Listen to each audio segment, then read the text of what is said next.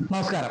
ഇന്ന് നമ്മുടെ എന്താ പറയാ സിസ്റ്റം റിവീൽ ചെയ്യുന്നത് നമുക്ക് എത്രയും വേണ്ടപ്പെട്ട ഒരു കസ്റ്റമറിന്റെ അല്ല സുഹൃത്തിൻ്റെതാണ്. അപ്പൊ നമ്മുടെ കൂടെ തന്നെ ഈ പരിപാടിയിൽ ഉണ്ടായിരുന്ന ഒരു സുഹൃത്താണ്. പ്രധാനമായിട്ടും ചിന്തിച്ച് മാത്രമേ ഒരു PC എടുക്കാവൂ എന്ന് പറയുന്നതിന് ഏറ്റവും വലിയ ഉദാഹരണമാണ് ഈ PC. ഇതിനെ സംബന്ധിച്ചിടത്തോളം നമുക്ക് കോമ്പോണൻസിനെ ഡിവൈഡ് ചെയ്യുന്ന സമയത്ത് മോണിറ്റർ ഒരു പ്രധാന കോമ്പോണൻസ് തന്നെയാണ്. പിന്നെ വരുന്നത് CPU ആണ്. ഓക്കെ, സെൻട്രൽ പ്രോസസർ യൂണിറ്റ് എന്ന് പറയുന്ന തന്നെ ഒരു ബോക്സിന്റെ അകത്ത് വരുന്ന കോമ്പോണൻസുകൾ. അതല്ലാതെ വരുന്നത് ഏകദേശം നമ്മുടെ UPS ആണ്. UPS വരുന്നുണ്ട്, അതിനൊക്കെ തന്നെ മോട്ടോർ വരുന്നുണ്ട്. പിന്നെ CPU കഴിഞ്ഞാൽ ഏറ്റവും യൂസ്ഫുൾ ആയിട്ടുള്ള കാര്യമാണെന്ന് പറയുന്നില്ല എങ്കിൽ കൂടിയും നമ്മുടെ മൗസിനെ പറ്റിയും കീബോർഡിനെ പറ്റിയും ഒന്ന് മെൻഷൻ ചെയ്യും. ഓക്കെ, ഫസ്റ്റ് നമുക്ക് തുടങ്ങാൻ പോകുന്നത് പലപ്പോഴും CPU നിന്നാണെങ്കിലും ഞാൻ ഇന്നിപ്പോ ആരംഭിക്കാൻ പോകുന്നത് നമ്മുടെ മോണിറ്ററിൽ നിന്നാണ്. നമ്മുടെ മോണിറ്റർ എന്ന് പറയുന്നത് ഏകദേശം LG അൾട്രാ ഗിയർ എന്ന് പറയുന്ന ഒരു മോഡലാണ്. ഈ മോഡലിന്റെ ഏറ്റവും വലിയ പ്രത്യേകത 180 ഹെഡ്സ് ആണ്. അപ്പൊ നമ്മൾ ആദ്യം ചിന്തിക്കുന്നത് 180 ഹെഡ്സിൽ ഏകദേശം ഇത്രത്തോളം റേറ്റ് വരത്തില്ല എന്നുള്ളൊരു ഭയപ്പാട് കേൾക്കുന്ന ആർക്കായാലും തോന്നും. പക്ഷെ ആ ഒരു സ്റ്റേജിൽ നിന്ന് നമ്മൾ ചിന്തിച്ചു നോക്കുകയാണെങ്കിൽ ഇതിന് 10,000 റുപ്പീസ് മാത്രമേ വരുന്നുള്ളൂ. 10,000 റുപ്പീസിന് 180 ഹെഡ്സിൽ ഏകദേശം ബ്രാൻഡ് ന്യൂ ബേസിൽ കിട്ടുന്ന ഏക മോണിറ്റർ ആണ്. ഓക്കെ, പിന്നെ ഇതിന്റെ ഏറ്റവും വലിയ പ്രധാനം എന്ന് പറയുന്നത് നമ്മളിപ്പോ എടുക്കുന്ന സമയത്ത് 24 കോമൺ ആയിട്ട് എടുക്കേണ്ട ഒരു മോണിറ്റർ എന്ന് പറയുന്നത്. ചിലരെന്ന് പറയുമ്പോൾ 27 എടുക്കും. 27 എടുക്കുന്ന ഒരാൾക്ക് VFXന്റെ പ്രോപ്പർ ആയിട്ട് യൂസ് ചെയ്യാൻ കഴിയില്ല. കാര്യം അതിന്റെ പ്രോപ്പർ രീതിയിലായിരിക്കത്തില്ല. പക്ഷെ 24 ആണെന്നുണ്ടെങ്കിൽ ഗെയിമിങ്ങിനാണെങ്കിലും എഡിറ്റിങ്ങിനാണെങ്കിലും ഇനിയിപ്പോ എന്ത് പരിപാടിക്കാണെങ്കിലും പെർഫെക്റ്റ് ആണ്. അപ്പൊ നമ്മൾ ഒരു മോണിറ്റർ എടുക്കുന്ന സമയത്ത് 22 ഒരു കാരണവശാലും എടുക്കരുത്. ചിലരുണ്ട് ക്യാഷ് കുറയ്ക്കാനായിട്ട് 22 എടുക്കും. 22 വേണ്ട, 24 മതി. അതിന്റെ കണക്ക് തന്നെ ബെൻക്യൂവിനെ സപ്പോർട്ട് ചെയ്യുന്ന ഒരുപാട് പേരുണ്ട്. ബെൻക്യൂ മോശമെന്ന് ഞാൻ ഒരിക്കലും പറയുന്നില്ല. എങ്കിൽ കൂടിയും LGയുടെ ഒരു ക്വാളിറ്റികളിൽ ഏറ്റവും എനിക്ക് ഇഷ്ടപ്പെട്ടത് ഇതിന് ചേഞ്ച് ചെയ്യാൻ പറ്റും. ഏത് രീതിയിൽ നമുക്ക് ഏകദേശം ഹൈറ്റിൽ തന്നെ ചേഞ്ച് ചെയ്യാൻ കഴിയും. അപ്പൊ നമ്മൾ എടുക്കുന്ന സീറ്റ് ഏറ്റവും ബെറ്റർ ആണോ നോർമൽ ആണോ എന്നുള്ളതിനെ ഡിപ്പെൻഡ് ചെയ്ത് ഏകദേശം മോട്ടറിന്റെ അപ്പും ചെയ്യാൻ പറ്റും, ഡൗൺ ചെയ്യാൻ പറ്റും. ഇനി അപ്പ് ചെയ്തതിനു ശേഷം നമുക്ക് ഏകദേശം ഈ ഒരു രീതിയിലേക്കും ചേഞ്ച് ചെയ്യാൻ പറ്റുന്ന തരത്തിലേക്കുള്ള ഒരു മോട്ടർ ആണെന്നുണ്ടെങ്കിൽ ഭാവിയിൽ നമുക്ക് ഏകദേശം ഒരു പ്രൈമറി ഒരു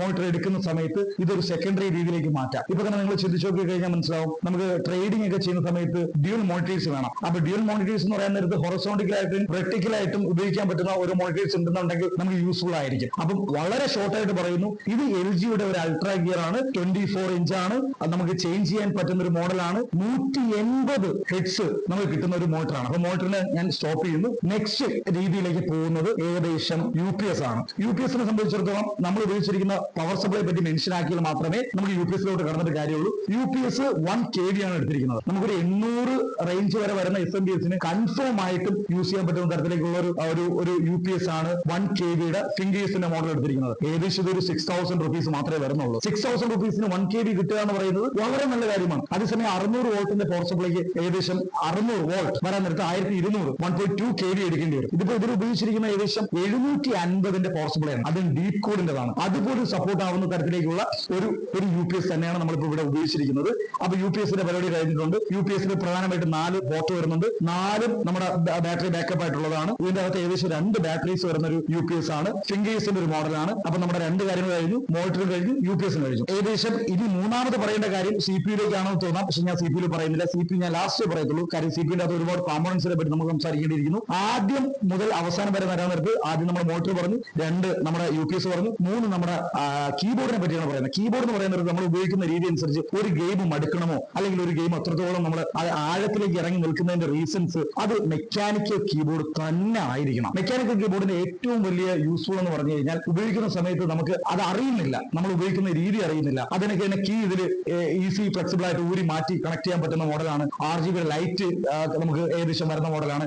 അത് പോരാഞ്ഞിട്ട് അതിന്റെ കൂടെ നമുക്ക് ഉപയോഗിച്ചിരിക്കുന്നത് Logitechന്റെ ഒരു മൗസ് ആണ്. ആ മൗസിനെ പറ്റി വളരെ ഡീറ്റെയിൽ ആയിട്ട് പറയുന്നില്ലെങ്കിലും ഈ കീബോർഡിനെ സംബന്ധിച്ചിടത്തോളം വയേർഡ് കീബോർഡ് ആയിട്ട് നമുക്ക് യൂസ് ചെയ്യാൻ പറ്റും, വയർലെസ് ആയിട്ട് ഉപയോഗിക്കാൻ പറ്റും. അതിനോട് അടുത്ത് നിൽക്കുന്ന ഏറ്റവും വലിയൊരു മോഡലാണ് നമ്മുടെ മൗസിന്റെ മോഡൽ. മൗസ് ഓൾറെഡി നമ്മൾ നോർമൽ ടൈപ്പാണ് എടുത്തിരിക്കുന്നത്. ഇനിയാണ് നമ്മുടെ ഏകദേശം ഏറ്റവും ബെസ്റ്റ് ആയിട്ട് നമ്മുടെ ഏറ്റവും കൂടുതൽ ആൾക്കാരെ അറിയാൻ താല്പര്യമുള്ള CPU എന്താണ് എന്നുള്ളത് നമുക്ക് അറിയേണ്ടിയിരിക്കുന്നത്. ഇപ്പൊ പല സ്ഥലത്തും നമുക്ക് നോക്കാൻ നേരത്ത് CPU-ന്റെ ക്യാബിനറ്റുകൾ വളരെ വലുതായിരിക്കും, സ്പെക്ക് വളരെ ലോ ആയിരിക്കും. CPU നമ്മൾ പുറമേ കാണുമ്പോൾ RGB ലൈറ്റുകൾ കാര്യങ്ങളും എല്ലാം ഉണ്ടായിട്ട് ഒരു കാര്യമില്ല. ഒരു വിഭാഗം മനസ്സിലാക്കുന്നതെന്ന് പറയുന്നത് ARGB വരുന്നുണ്ട്. കൺട്രോൾ ചെയ്യാൻ പറ്റുന്ന മോഡൽസ് ആണ്. ഇതിൽ നമുക്ക് സ്വിച്ച് കാര്യങ്ങളെല്ലാം വരുന്നുണ്ട്. എങ്കിൽ കൂടിയും ക്യാബിനറ്റ് ഏറ്റവും ടോപ്പേ നമ്മൾ എടുക്കാവും. ക്യാബിനറ്റിൽ നമ്മളൊരു വിട്ടുവീഴ്ച ചെയ്ത് കഴിഞ്ഞാൽ നമുക്ക് കിട്ടുന്ന ഏറ്റവും വലിയൊരു പ്രശ്നം എന്താണെന്ന് വെച്ച് കഴിഞ്ഞാൽ അതിനകത്ത് ഭാവിയിൽ നമ്മൾ ഗ്രാഫിക്സ് കാർഡ് ആഡ് ചെയ്യുന്ന സമയത്ത് 3 ഫാൻ സപ്പോർട്ടഡ് ആയിട്ടുള്ള ഒരു ക്യാബിനറ്റ് ഇല്ലാന്നുണ്ടെങ്കിൽ അവിടെ നമ്മൾ എടുത്ത് പരാജയപ്പെട്ടു. രണ്ടാമത് നമുക്ക് ഭാവിയിൽ ഒരു മദർ ബോർഡ് ചേഞ്ച് ചെയ്യണം. അപ്പോഴും ക്യാബിനറ്റിന് മാർക്കറ്റ് വാല്യൂ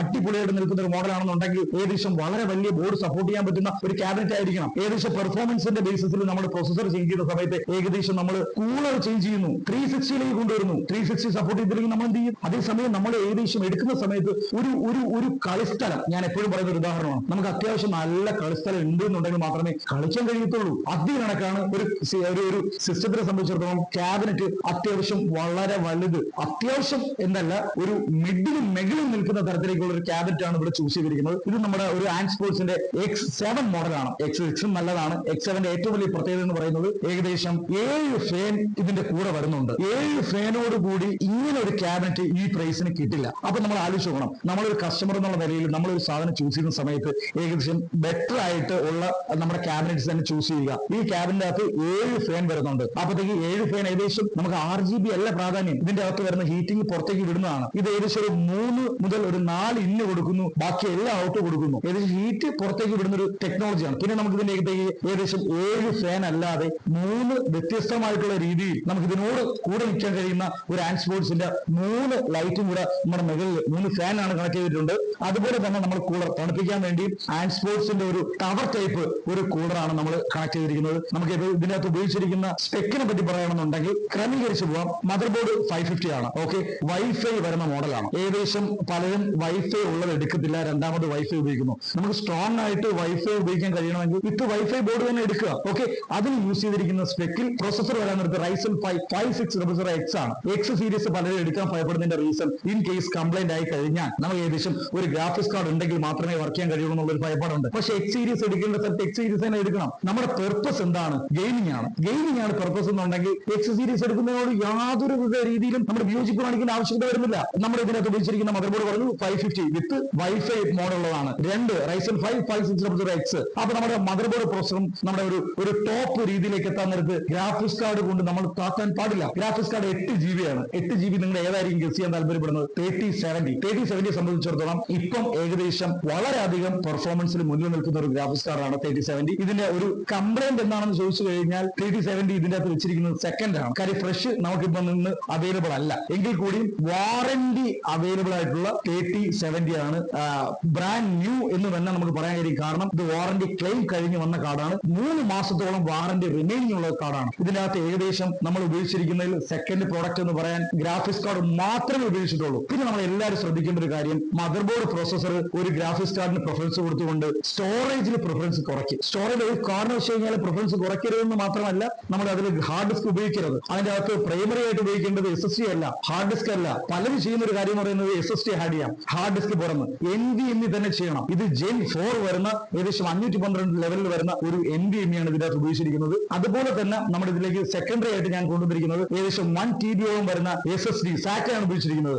ഇതിൽ മൂന്നാമത് ഞാൻ പറയുന്ന ഒരു കാര്യം റാമിലേക്കാണ്. അപ്പൊ നമ്മളെ സംബന്ധിച്ചിടത്തോളം പലരും ചെയ്യുന്ന ഒരു മേജർ കംപ്ലൈന്റ് എന്ന് വെച്ച് കഴിഞ്ഞാൽ റാം 8 GB ആണ് നമുക്കിത് റണ്ണിംഗ് കണ്ടീഷനിലേക്ക് വരാൻ വേണ്ടി നോർമലി ഉപയോഗിക്കുന്നത്. നമ്മളിവിടെ 8 GB അല്ല ഉപയോഗിക്കുന്നത്, 16 GB എത്തിയിരിക്കുന്നത്. അപ്പൊ നമ്മുടെ മദർ ബോർഡിന്റെ സ്ലോട്ടിനെ പറ്റി പറയണം. 4 സ്ലോട്ടുകൾ അവൈലബിൾ ആണ്. ഭാവിയിൽ 2 നമ്മുടെ റാമും കൂടെ കണക്ട് ചെയ്യാൻ പറ്റുന്ന തരത്തിലേക്കുള്ള ഒരു ബോർഡാണ് നമ്മൾ ചൂസ് ചെയ്തിരിക്കുന്നത്. അപ്പൊ നമ്മൾ കുറച്ച് പിറകിലോട്ട് പോകാം. ചൂസ് ചെയ്യുന്ന സമയത്ത് നമ്മുടെ ക്യാബിനറ്റ് വളരെ വലിയ ബോർഡ് സപ്പോർട്ട് ചെയ്യണം, 364 സപ്പോർട്ട് ചെയ്യണം, ഗ്രാഫിക്സ് കാർഡ് 3 ഫാൻ സപ്പോർട്ട് ചെയ്യണം. അതിനൊക്കെ മദർ ബോർഡിന്റെ അകത്ത് സ്ലോട്ടുകളുടെ എണ്ണം കൂടുതലാണെന്നുണ്ടെങ്കിൽ റാം നമുക്ക് ആഡ് ചെയ്ത് കൊടുത്താൽ മതി. ഓക്കെ, അതിനകത്ത് NVMe സ്ലോട്ട് ഉണ്ട്, ബെസ്റ്റ് ആണ്. ഇതിൽ 512 എടുത്തിരിക്കുന്നത്. സ്റ്റോറേജിൽ സെക്കൻഡറി ആയിട്ട് എടുത്തിരിക്കുന്നത് SATA ആണ്. അപ്പൊ ഏകദേശം അതെല്ലാം കഴിഞ്ഞതിന് ശേഷം റാമിലേക്ക് എത്തി നിൽക്കുമ്പോൾ റാം ഏകദേശം 16 GB ആണ് ഇട്ടിരിക്കുന്നതെങ്കിലും ആ 16 GB 3200 MHz വരുന്നുണ്ട്. ഏകദേശം മിനിമം നമ്മൾ 3200 MHz ഉപയോഗിച്ചിരിക്കണം. അത് കമ്പൾസറി ആയിട്ട് ഞാൻ പറയുന്ന ഒരു കാര്യമാണ്. പിന്നെ ഇതിലേക്ക് ആഡ് ചെയ്തിരിക്കുന്നത് വേറെ എന്ത് സാധനങ്ങളാണ് എന്ന് ചോദിച്ചു കഴിഞ്ഞാൽ മേജർ ഇതിനെല്ലാം ഞാൻ ഈ പറഞ്ഞ എല്ലാ സാധനങ്ങൾക്കും പവർ കൊടുക്കുന്നത് എന്താണ്? പവർ സപ്ലൈ 750 ഡീകൂളിന്റെ ബ്രാൻഡ് ന്യൂ അടിപൊളിയാണ്. അത് നമുക്ക് മോഡുലാർ വരുന്നുണ്ട്, ഫുള്ളി മോഡുലാർ വരുന്നുണ്ട്. ഈ 750 പ്രത്യേകത ഭാവിയിൽ 3070 പകരം 3080 പോയാലോ അല്ലെങ്കിൽ 50 സീരീസിലോട്ട് പോയാലോ 40 സീരീസിലോട്ട് പോയി കഴിഞ്ഞാലോ ഏറ്റവും പെർഫെക്റ്റ് ആയിട്ട് സൂട്ടബിൾ ആകുന്ന തരത്തിലേക്കുള്ള ഒരു പവർ സപ്ലൈ ഫ്യൂച്ചർ പ്രൂഫ് എന്ന് തന്നെ നമുക്ക് പറയാൻ കഴിയും. ആ ക്യാബിനറ്റ് അതുപോലെ തന്നെ നമ്മുടെ SMBS നമുക്ക് അതിലേക്ക് ആ ഒരു കാറ്റഗറിയിലേക്ക് തന്നെ വരാം. പിന്നെ നമുക്ക് ഇതിനകത്തേക്ക് ആഡ് ചെയ്തിരിക്കുന്ന വേറെന്താ സാധനമാണെന്ന് ചോദിച്ചു കഴിഞ്ഞാൽ, വേറെന്താ ഐറ്റം എന്ന് ചോദിച്ചു കഴിഞ്ഞാൽ വേറെന്താ ഐറ്റമാണ് ഇതിനകത്ത് വരുന്നത്? ഒന്നുമില്ല. അപ്പൊ വളരെ മിതമായ നിലയിൽ നമ്മൾ എടുക്കുന്ന എല്ലാ പ്രോഡക്റ്റുകളും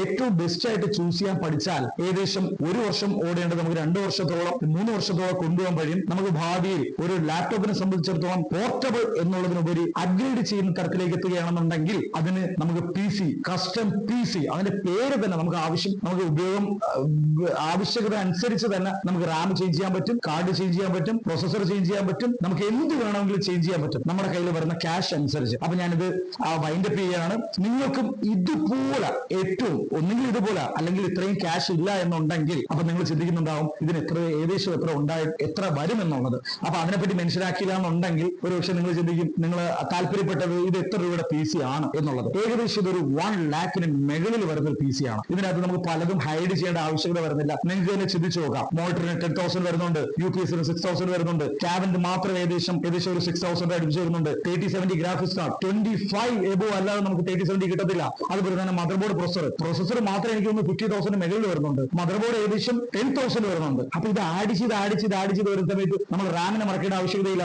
റാം ഏകദേശം 8 GB തന്നെ ഏകദേശം ഫ്രഷ് ബ്രാൻഡ് ന്യൂ വരുന്നു 5,000 മുകളിൽ പോകുന്നുണ്ട്. NVMe 512 8,000 രൂപയ്ക്ക് അടുത്ത് വരുന്നുണ്ട്. അതിന് പിന്നെ സാറ്റ ഏകദേശം ഒരു 10,000 അടുപ്പിച്ച് വരുന്നുണ്ട്. അപ്പൊ കോമ്പോണൻസുകളുടെ എല്ലാ കണക്കുകളും എടുത്തു കഴിഞ്ഞാൽ ഏകദേശം ഒരു 1 lakhന് മുകളിൽ പോകുന്നതാണ്. പക്ഷെ പുള്ളിയുടെ ബുദ്ധിപരമായിട്ടുള്ള നീക്കത്തിൽ ഇതിൽ 1-2 ഐറ്റംസ് സെക്കൻഡ്സ് എടുത്തുകൊണ്ട് പുള്ളി റിസ്ക് എടുത്തുകൊണ്ട് 1 lakhന് അടുപ്പിച്ചെത്തിച്ചു. അത് ക്വാളിറ്റി തന്നെയാണ്. നിങ്ങൾക്ക് ഇതുപോലെ തന്നെ ഏകദേശം നിങ്ങളുടെ കയ്യിലുള്ള ബഡ്ജറ്റ് എന്താണോ അതനുസരിച്ച് നമുക്ക് PC ബിൽഡ് ചെയ്യാം. നിങ്ങൾക്ക് എന്തെങ്കിലും തരത്തിലുള്ള സംശയം ഉണ്ടെന്നുണ്ടെങ്കിൽ പർച്ചേസ് ചെയ്യാനല്ലാതെ ആണെങ്കിൽ നിങ്ങൾ ഭയപ്പെടേണ്ട ആവശ്യമില്ല. ഡൗട്ട് ഉണ്ടെന്നുണ്ടെങ്കിൽ നമ്മുടെ ചാനലുമായിട്ട് ബന്ധപ്പെടാം. കൂടുതൽ ഇതുപോലുള്ള വീഡിയോസ് കിട്ടാൻ വേണ്ടി നമ്മുടെ ചാനൽ സബ് ചെയ്യുക. അതുപോലെ തന്നെ നമ്മുടെ സ്റ്റോറിന്റെ ഡീറ്റെയിൽസോ അല്ലെങ്കിൽ നിങ്ങളുടെ കോമ്പോണൻസിന്റെ എന്തെങ്കിലും ചേഞ്ചിന്റെ ആവശ്യകതയ്ക്കോ എന്ത് ആവശ്യകത ഉണ്ടെങ്കിലും നമ്മളെ കോൺടാക്ട് ചെയ്യുക. ഓക്കെ.